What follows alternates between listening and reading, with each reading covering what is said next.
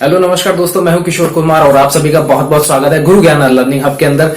और लास्ट हमने काफी सारी वीडियोस के अंदर भी काफी सारी चीजों को अच्छे से डिस्कस किया है, क्योंकि हम डिस्कस करते हैं एजुकेशनल पार्ट को, यानी कि हम अच्छे तरीके से डिस्कस कर रहे हैं लॉकडाउन की हैशटैग एंटरटेनिंग सीरीज को। लेकिन एजुकेशनल सीरीज है वो जिसके अंदर हम फ्री ऑफ कॉस्ट काफी अच्छे से हर क्लासेस को डिस्कस कर रहे हैं, 7, 8, 9, 10th। और फिलहाल अभी हमने मैथ का बैच जो है वो बिल्कुल स्टार्ट कर दिया है, तो जुड़े रहिए हमारे साथ में और जल्दी से चैनल को सब्सक्राइब कर दीजिए और साथ में नोटिफिकेशन बेल को भी प्रेस कर दीजिए ताकि आपके पास लेटेस्ट एजुकेशन के नोटिफिकेशन तुरंत आ सकें।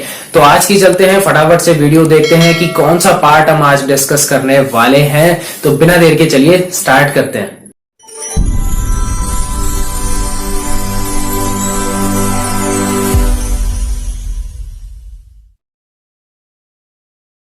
तो चलिए आज की वीडियो में हम डिस्कस करने वाले हैं क्लास 8th की एक्सरसाइज 2.2 को, जो कि है linear equation with one variable, जिसके कुछ एप्लीकेशंस देखेंगे। लास्ट टाइम हमने जो था इनके कुछ क्वेश्चंस देखे थे, बिल्कुल बेसिक क्वेश्चन थे, ठीक है। उन इक्वेशन को सॉल्व करके हमने एक्स की वैल्यू निकाली थी। आज हम सीखेंगे कुछ लैंग्वेज वाली एप्लीकेशंस, जैसे कि फर्स्ट क्वेश्चन आपके सामने है, what should be added to twice. हमें किस चीज को ऐड करना चाहिए to twice the rational number, किसके दुगने में, माइनस के 7/3 के ट्वाइस में हमें क्या ऐड करना है कि हमें क्या मिल जाए, 3/7 मिल जाए। तो सबसे पहले तो हम लैंग्वेज को समझेंगे और उसकी बनाएंगे इक्वेशन। देखो क्या बोलता है, ये कहता है व्हाट शुड बी एडेड, हमें क्या ऐड करना चाहिए। मान लो कि हमें क्या ऐड करना चाहिए, एक्स ऐड करना चाहिए, लेकिन किस में करें। कहता है ट्वाइस द रेशनल नंबर, यानी कि रेशनल नंबर का ट्वाइस। माइनस के 7/3 का जो ट्वाइस है, इसका जो दुगना है, उसमें हमने किसको ऐड किया, एक्स को ऐड किया। तो हमें क्या आंसर मिल रहा है, 3/7। ये क्वेश्चन हमसे कहना चाह रहा है। अब सिंपल सी बात है, इसने यही पूछा है कि भैया एक्स की वैल्यू बता दो। देखो क्या करना है, एक्स, अब देखो प्लस माइनस, माइनस 7 2 जा 14/3 इक्वल कितना हो गया, 3/7। प्रीवियस वीडियो में हमने यही चीज सीखी थी कि कांस्टेंट को एक साइड करते हैं और वेरिएबल्स को एक साइड रखते हैं। तो इस 14/3 को उठा के यहां ले जाओ, तो 3/7 माइनस वाला प्लस में कन्वर्ट हो जाएगा, 14/3। एलसीएम आप लोगों को लेना आता ही है, कितना आएगा 21। 7 का इसमें डिवाइड 3 बार, 3 3 जा 9, प्लस में 3 का इसमें डिवाइड 7 बार। 14 को किससे मल्टी करना है, 7 से मल्टी करना है। 14 7 जा 98। अच्छा चल, दोनों को ऐड कर लो, कितना आ जाएगा बताओ, 107/21। सिंपल सा था। तो हमारे पास जो x की वैल्यू आई है वो कितनी आ गई, 107/21। इसका मतलब ये था कि 107/21 ऐड करेंगे, किसके अंदर ऐड करेंगे, ट्वाइस ऑफ -7/3 में, जिससे हमें क्या मिल जाएगा, 3/7 मिल जाएगा। सिंपल सा क्वेश्चन था। देखिए नेक्स्ट क्वेश्चन देखते हैं क्या कहता है। नेक्स्ट क्वेश्चन कह रहा है the perimeter of a rectangle is 13 centimetre, यानी कि एक आयत का परिमाप दे रखा है 13 सेंटीमीटर और विड्थ दे रखी है, यानी कि इसकी चौड़ाई दे रखी है कितनी है, 2/3/4 सेंटीमीटर। ये ध्यान रखना, मिक्स फ्रैक्शन दे रखा है, यानी कि मिश्र भिन्न बोलते जिसे अपन, ठीक है। मिश्र भिन्न दे रखी है 2/3/4। क्या कहता है, लेंथ निकालना है इसका। देखो सिंपल सा क्वेश्चन है, लैंग्वेज हमने पढ़ी, इसको अप्लाई करना। देखो क्या दे रखा है आपको, हमें दे रखा है पेरीमीटर ऑफ रेक्टेंगल, यानी कि आयत का परिमाप। तो मुझे पहले तो ये बता दो भैया, पेरीमीटर ऑफ रेक्टेंगल यानी कि फॉर्मूला क्या होता है भैया, फॉर्मूला बता दो। रेक्टेंगल के पेरीमीटर का क्या होता है, 2 × में लेंथ प्लस में ब्रेथ, यही होता है, यानी कि 2 गुना लंबाई प्लस चौड़ाई, यही फॉर्मूला होता है। अच्छा, पेरीमीटर ऑफ रेक्टेंगल कितना दे रखा है सवाल में, 13 दे रखा है, ये रहा, ठीक है।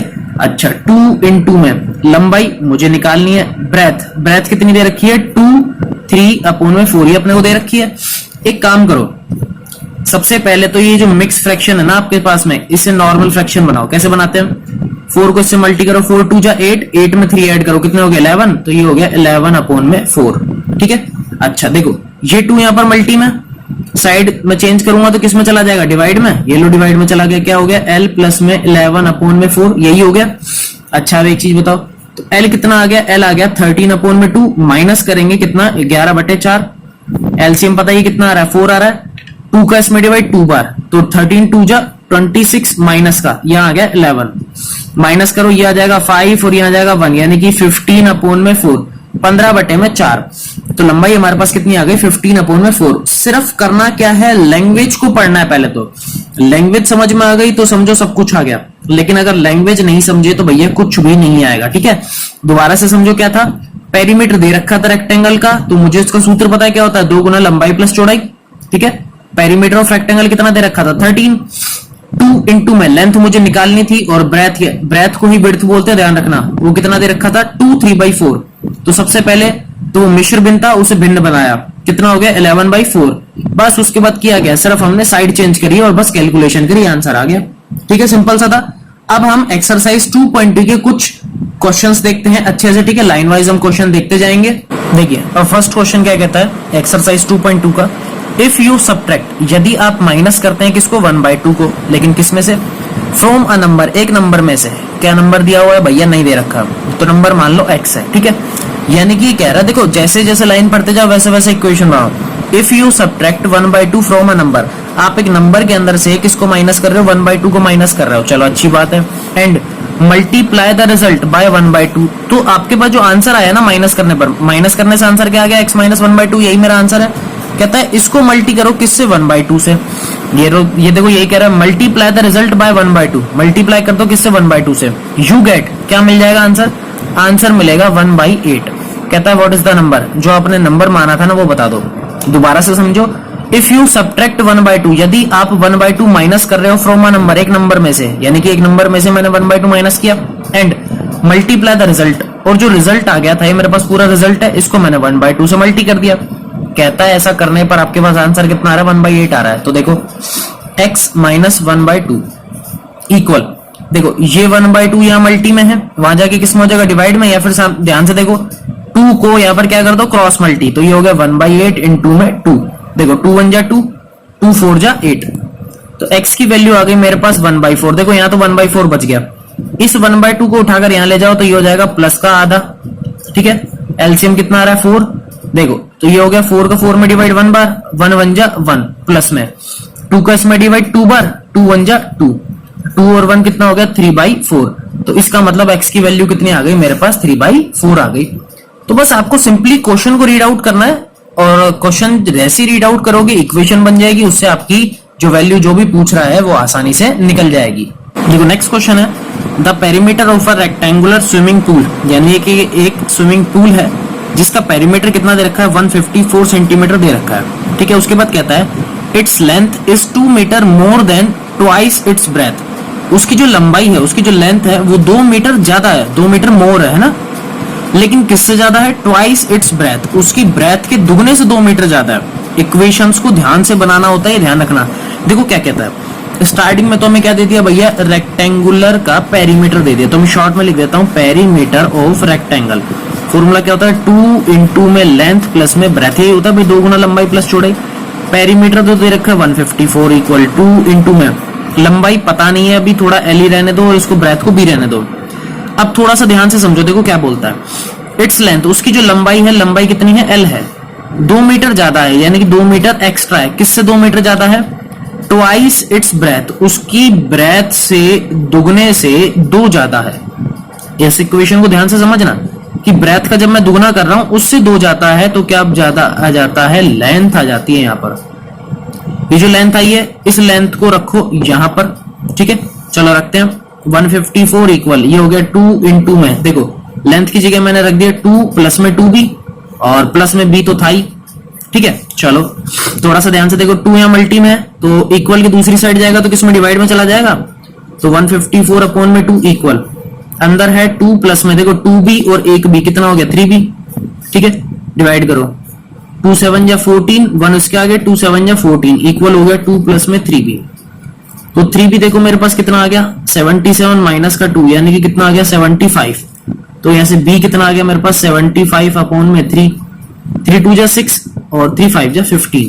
इसका मतलब मेरे पास ब्रेथ आ गई 25 सेंटीमीटर, यानी कि 25 सेंटीमीटर, सॉरी सेंटीमीटर आया ना, ये ध्यान रखना क्योंकि 2 मीटर ज्यादा था है ना। तो ये बिल्कुल बेसिक सा क्वेश्चन था। ठीक है, बिल्कुल आसान सा क्वेश्चन था, यहाँ पर कोई हार्ड क्वेश्चन नहीं था। एक चीज ध्यान रखना, ये जो मैंने स्टार्टिंग में बोला था its length is 2 metre more, इसको मीटर ना करके इसको सेंटीमीटर ही कर देना ना, क्वेश्चन अब ज्यादा इजी हो जाएगा। ठीक है, तो सिंपल सा क्वेश्चन था, आपको कुछ नहीं करना था इस क्वेश्चन के अंदर, सिर्फ नॉर्मली अपने को क्या जज करना था, नॉर्मली हमें तो ये देखना था कि किसकी ब्रेथ जो दे रखी है, कौन सी लेंथ हमें गिवन है, कैसे इक्वेशन बनेगी, क्या दिया हुआ है, वो सारी चीजें पेरीमीटर आपको दिया हुआ था, एक छोटी सी आपको हिंट दी हुई थी कि जो लेंथ होता है वो ब्रेथ के दुगने से भी 2 ज्यादा है, ये आपको दिया हुआ था। बस उसके बाद हमने ये वाली इक्वेशन यहाँ रखी और बस कैलकुलेशन करते गए, ब्रेथ कितनी आ गई, 25 सेंटीमीटर आ गई। देखो बेटा नेक्स्ट क्वेश्चन है, the base of an isosceles triangle, यानी कि एक आइसोसेलेस ट्राइंगल है जिसका बेस कितना दिया हुआ है 4/3 सेंटीमीटर। लेकिन उससे पहले जानना पड़ेगा, देखो ट्राइंगल कौन सा, आइसोसेलेस। एक छोटा सा मैं डायग्राम बना देता हूँ यहाँ पर, ठीक है। आइसोसेलेस ट्राइंगल यानी कि एक ऐसा ट्राइंगल जिसकी 2 साइड्स तो क्या होती है, इक्वल होती है, और तीसरी साइड आपको दे रखी है कितनी है, 4/3। अगर इसको ए मानोगे तो ये भी कितनी आएगी, ए, ये ध्यान रखना, ठीक है। आइसोसेलेस आपको दे रखा है, एक साइड आपको गिवन है, 2 साइड हमें पता ही नहीं है, इसको मैंने ए मान लिया तो ये भी ए है। अब देखो आगे क्या कह रहा है, the perimeter of the triangle is 4 2/15। Perimeter दे रखा है इस ट्राइंगल का कितना है, 4 2/15, यानी कि परिमाप दे रखा है। कहता है what is the length of either of the remaining equal sides, ये जो बची हुई जो साइड्स हैं इनकी लंबाई बता दो बस। सिंपल सा है, देखो करना क्या है, सिंपल सा और इजी क्वेश्चन है। देखो क्या करोगे आप स्टार्टिंग के अंदर सबसे पहले तो क्या करना है, perimeter of the triangle, triangle का पेरीमीटर क्या होता है, देखो इसको मान लो थोड़ी देर के लिए कैपिटल है, ये कैपिटल बी और कैपिटल सी। पेरीमीटर होता है ए बी प्लस में बी सी प्लस में सी ए, ये इसका पेरीमीटर होता है, ठीक है। ये आपको कितना दिया हुआ है, ये दिया हुआ है 4 2/15, ये मुझे दे रखा है। अच्छा ए बी कितना गिवन है, 4/3, बी सी कितना है, ए प्लस में ए इक्वल, इसको पहले कन्वर्ट कर लो नॉर्मल फ्रैक्शन में, 15 4 जा यानी कि 15 चौक 60 और 2 62/15, ठीक है। अच्छा ए और ए कितना हो गया, 2a इक्वल 62/15 माइनस का 4/3। एलसीएम लेना है, आपको आता ही है, एलसीएम लेने आता है ना, कितना आएगा अपने पास, 15 ही आएगा।